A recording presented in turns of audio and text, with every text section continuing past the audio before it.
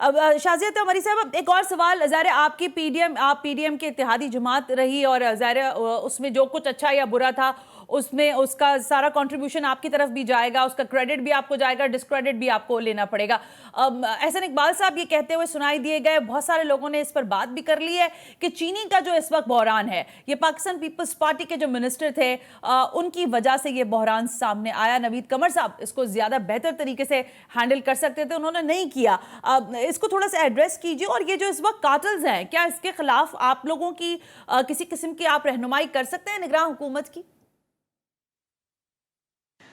सना देखिए, मैं तो नहीं कहूंगी कि मैं किसी जमात को नहीं कहूंगी। नून लीग के साथ हम लोग अभी थोड़े दिन कबल ही काबीना में थे, तो इट्स नॉट राइट कि मैं एकदम पिन पॉइंट करूं कि जी ये नून लीग कर रही है।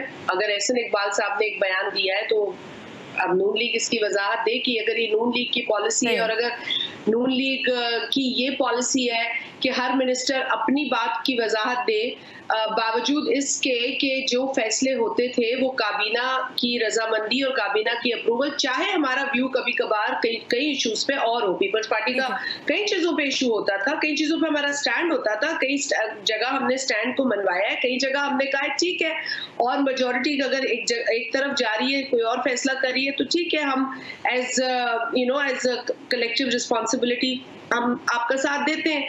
लेकिन ये कह देना मैं समझती हूँ बड़ा इनअप्रोप्रिएट था। लेकिन फिर भी आपने देखा नवीद कमर साहब आए और नवीद कमर साहब ने बात को क्लियर किया और उन्हें यही कहा, उन्हें भी हंसी आ रही थी इस उनके स्टेटमेंट पर उन्होंने कहा कि जी मैं जो भी प्रपोजल बहैसियत मिनिस्टर लेके जाता था, मैं ईसीसी में लेके जाता था, ईसीसी को हेड नून करती है और उसके बाद ये पूरी चीज काबीना में जाती है, वहां अप्रूव होती है। तो अब इस तरह अगर हम खेल रहे हैं तो फिर तो बहुत सारे, पर I will not get into this, I will not to this line जो एहसन इकबाल साहब ने कही। मैं आपको ये बताऊं कि शुगर का जो इशू है उसमें उलझने की जरूरत नहीं है। क्लैरिटी के साथ नवीद कमर साहब ने मेरिट और टेक्निकलिटी पे बात की है कि जी हमने एक्सपोर्ट किया था 3% ऑफ दैट प्रोडक्शन, 3% में 2.5 लाख टन की मेरा ख्याल है उन्होंने बताई थी। उन्होंने कहा हमने फिगर्स देखे थे और उस फिगर्स का बहुत छोटा हिस्सा एक्सपोर्ट हो रहा था और उस एक्सपोर्ट से पाकिस्तान का जो जरा मुबादला है उसको फायदा होता है, आपको अर्निंग होती है, आपके एक्सचेकर में पैसा जाता। लेकिन वो जो इतने लाख टन आपके स्मगल हो गए उनका हिसाब भी तो है ना।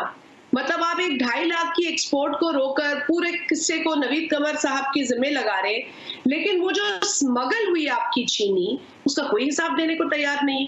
हमें तो पूरे जो कॉज है ना, जो रूट कॉज है उस पर बात करनी चाहिए ताकि इस मसले की जड़ तक पहुंचे। अच्छा, और दूसरा उन्होंने जखीरा अंदोजी की बात की कि भाई कमी तो कोई नहीं है, मैं कॉमर्स मिनिस्टर था, हमारी कोऑर्डिनेशन दूसरी मिनिस्ट्री के साथ थी, पूरे फिगर्स के साथ हमने ये एक्शन लिया और आज भी इस डिसीजन पे खड़े हैं, पीछे नहीं हटे, यू टर्न लेने वाले हम लोग नहीं है।